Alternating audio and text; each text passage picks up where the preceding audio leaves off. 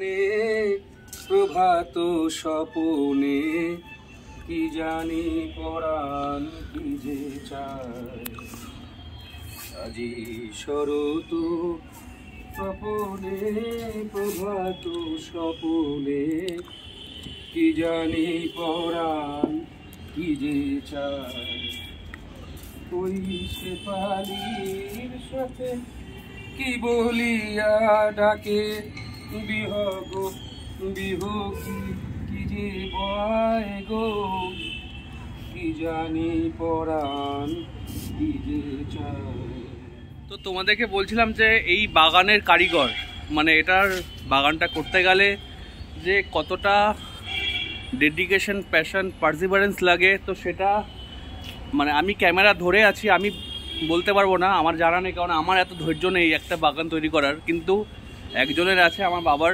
তো আমি বাবাকে বললাম, রিকোয়েস্ট করলাম যে তুমি প্লিজ একটু চলো আমার সঙ্গে এই তোমার এই যে এবারের ফল তোমরা দেখতেই পাচ্ছ, যেটা বলছিলাম যে এত ফুল হয়েছে, এত টাইমলি, এত কালারফুল এবং লাগিয়েছেও প্রচুর। তো সেটা পুরোপুরি বাবার মুখ থেকেই শুনবো, আর বেশি কথা না বলে। তো আমি বললাম একটু চলো একটু বলে দেবে, তাহলে যারা ভিউয়ার্স আছে তাদের জন্য একটু ভালো, মানে তারা আগ্রহ পাবে যে নিজেদের বাড়িতে ফুল টুল লাগানোর, ফুল গাছ লাগানোর। তো চলো একবার ক্যামেরা বাবাকেই ধরছি।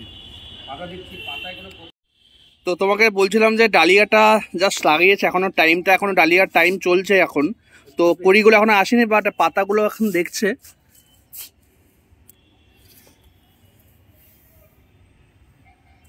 একটু তুমি বলো যে এই আমাদের ছাদটা এত কালারফুল হওয়ার পেছনে এই বছরের যে তোমার মানে অবশ্যই 2023-এ তোমার যে কারিগরটা ছিল তোমার, তো সেটা কীরকমভাবে হলো, এবং নামগুলো মেইনলি আমি তো অত নাম জানিও না, বলতে পারিনি। তো চন্দ্রমল্লিকার কতগুলো ধরন আছে এবং এখানে কতগুলো টাইপ আছে এবং কালার্স এবং সব কিছু বলো একবারে। অ্যাকচুয়ালি কি হয়, ফুলকে ভালোবাসতে হয়, ফুলকে ভালো না বাসলে হবে না।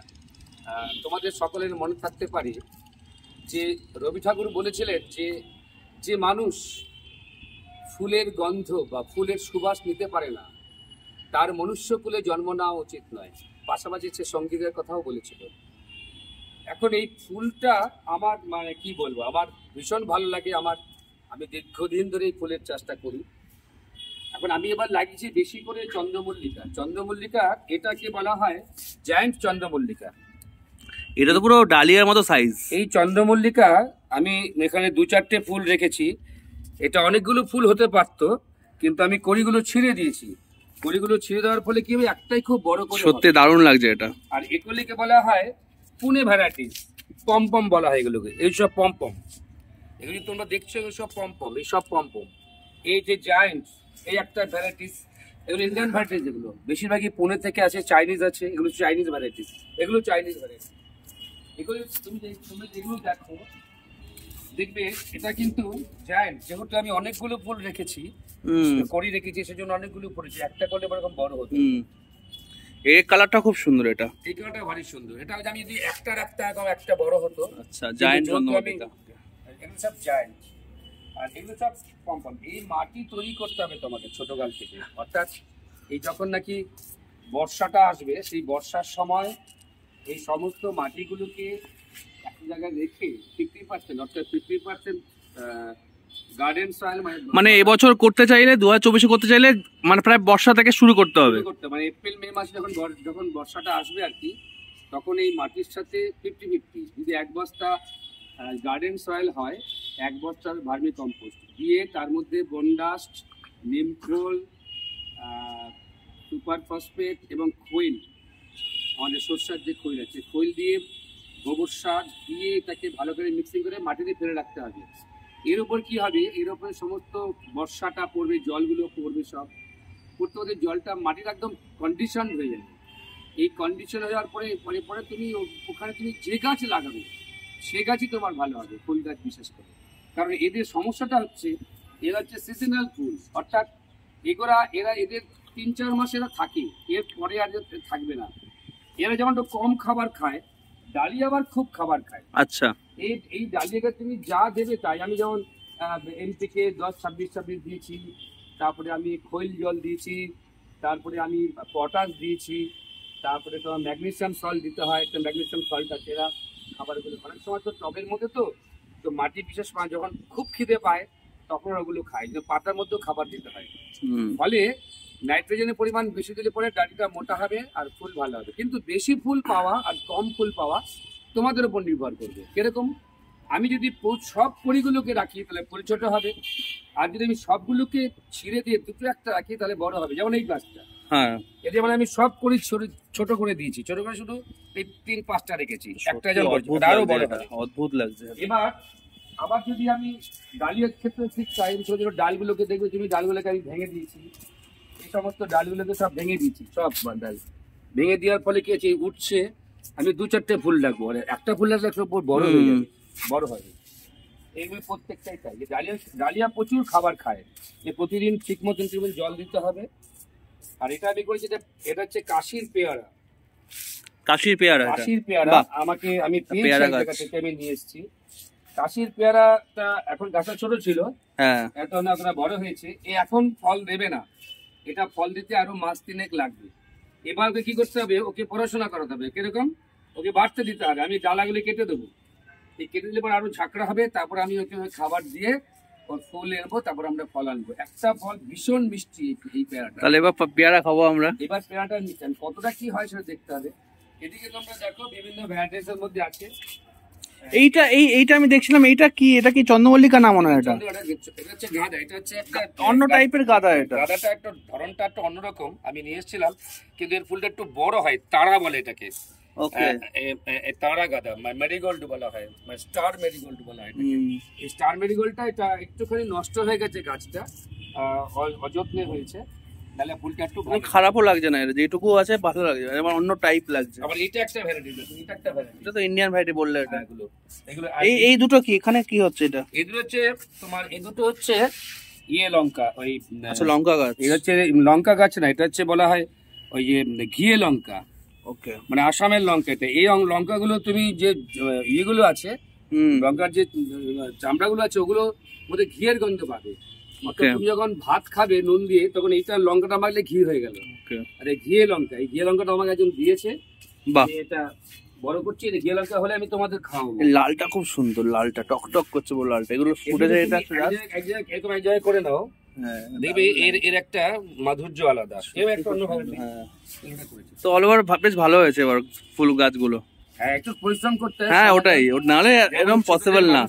প্রত্যেকদিন দেখতে হয় যে কি খারাপ আছে কি ভালো আছে। তো সেই জন্য আমরা সবাইকে বলি যে সবাই গাছ লাগান, ছাদের মধ্যে সবাই গাছ লাগাতে পারে, এর মতন কোনো জিনিস নেই। প্ল্যান্টেশন অর্থাৎ এটাকে আমরা বলি সৃজনের কাজ। অর্থাৎ একটা মানুষ যত সৃজনে থাকবে তত তার বুদ্ধির বিকাশ ঘটবে, তার মস্তিষ্কের বিকাশ ঘটবে। সৃজনে বড় বড় বাজার থেকে গাছ কিনে কোনো লাভ নেই, নিজেরা চারা লাগাবে, ছোট ছোট চারা লাগাতে লাগাতেই শিখবে। হ্যাঁ, একটু সময় দিতে হবে এদের জন্য, অন্য কোনো ঝামেলা কিছু নেই। নিজেরই খুব ভালো লাগবে, এটাকে আমরা বলি সৃজন। তোমাদের মনে থাকবার কথা যে অশ্বত্থামা যে কাজটা করেছিল, তখন অশ্বত্থামাকে দ্রোণাচার্য বলেছিল, অশ্বত্থামাকে বলেছিল কৃপাচার্য তুমি সৃজনের কাজ করো। তো ভুল করে পঞ্চপাণ্ডবের গলা না নিয়ে এসে দ্রৌপদীর 5 পুত্রের গলা নিয়ে এসেছিল। এবং তখন তো তোমরা জানো যে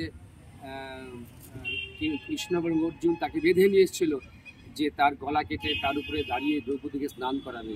কিন্তু দ্রৌপদী কিন্তু অশ্বত্থামাকে ক্ষমা করে দিয়েছিল, বলছে না, আমি যে কষ্ট পাচ্ছি, পুত্র শোক পাচ্ছি, ওর মাও পুত্র শোক পাবে, সুতরাং ওকে ছেড়ে দেওয়া হবে। তো ও তখন ওর এই পেশাগ্র কেটে, যেখানে ওর শিরায় যে শক্তি ছিল মস্তিষ্কে, সেটা কেটে ওকে ছেড়ে দেওয়া হয়।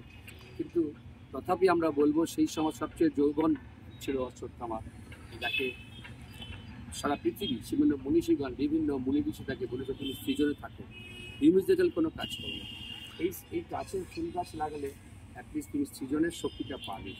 বেঁচে থাকার ধ্যান বলা হয় না, অনেকে দেখবেন পাহাড় পর্বতে ঘুরে বেড়ায়, বিভিন্ন বন জঙ্গল, তারা কিসের টানে যাচ্ছে? হিমালয়ের টানে প্রচুর লোক যাচ্ছে, কেন যাচ্ছে? ওই প্রকৃতিকে দেখতে, এই প্রকৃতিকে ভালোবাসতে হবে। তোমরাও ভালোবাসবে, সবাই পারবে, ঠিক আছে? তো একটা যারা ভিউয়ার্সরা দেখবে এবং যারা অলরেডি সাবস্ক্রাইব করে আছে এবং যারা দেখবে বা যারা দেখবে না, নতুন যারা দেখবে, তাদের জন্য তোমার যে শোটা আছে জানুয়ারি মাসে একটু বলে দাও, যারা নাটক ভালোবাসে তারা যেন দেখে। আমার একটা অ্যাকচুয়ালি আমার বাবার তো অনেকেই জানো হয়, তো এর আগে ব্লগ করেছি এবং ইপসিতা করেছে, গান বাজনা তো করেই থাকে আমাদের ব্লগের মধ্যে, আর নাটক নিয়েও অনেকবার অনেক ব্লগেই বলা আছে। তো বাবাদের থিয়েটার শো আছে জানুয়ারি মাসের এন্ডে, তো বাবার থেকেই শুনে নাও। থিয়েটার মানে আমাদের একটি নাটকের দল আছে, রংমুখ নাটকের দল। সেই নাটকের দলে আমাদের প্রতি বছর আমরা বার্ষিক নাট্য উৎসব করি। এই বছর আমাদের 22তম উৎসব, আমরা 21 বছর টানা করে এসেছি, এবছর 22। এই বিজয়গড়ের নিরঞ্জন সদন মঞ্চে, ওই বিজয়গড় কলেজের ঠিক উল্টো দিকে, ওখানে আমাদের হবে 22তম বর্ষ নাট্য উৎসব 3 দিন, 26শে জানুয়ারি, 27শে জানুয়ারি, 28শে জানুয়ারি। তোমরা সবাই আসবে, আমাদের কোনো এন্ট্রি ফি নেই, একদম প্রবেশ অবাধ। কারণ আমরা সাধারণ মানুষের জন্য নাটকের দরজা আমরা উন্মুক্ত রাখি, যে মানুষ নাটক দেখুক। নাটক হচ্ছে একমাত্র বিকল্প এখনকার দিনে, এই অসময়ের মধ্যে এর বাইরে বিকল্প কোনো শিল্প নেই।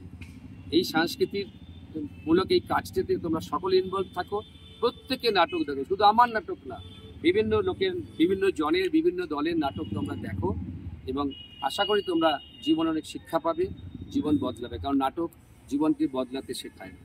এনিওয়ে, তো আরেকটা এই মানে এই ব্লগটা, এই পার্টটা এখানে এন্ড করব। তো জাস্ট গান দিয়ে শুরু হয়েছে, একটা তোমার নাটকের থেকে একটা গান দিয়ে শেষ করো, এটা নাটকের যে কোনো একটা গান দিয়ে শেষ করো। ছোট একটা করতে পারি নাটকের মধ্যে, সেটা হচ্ছে তোমার, প্রতিদিন আমাদের মাটি একটু একটু করে সরে যাচ্ছে, কোটি কোটি মিথ্যের পাহাড়ে আমরা জীবনটাকে দেখতে ভালোবাসি।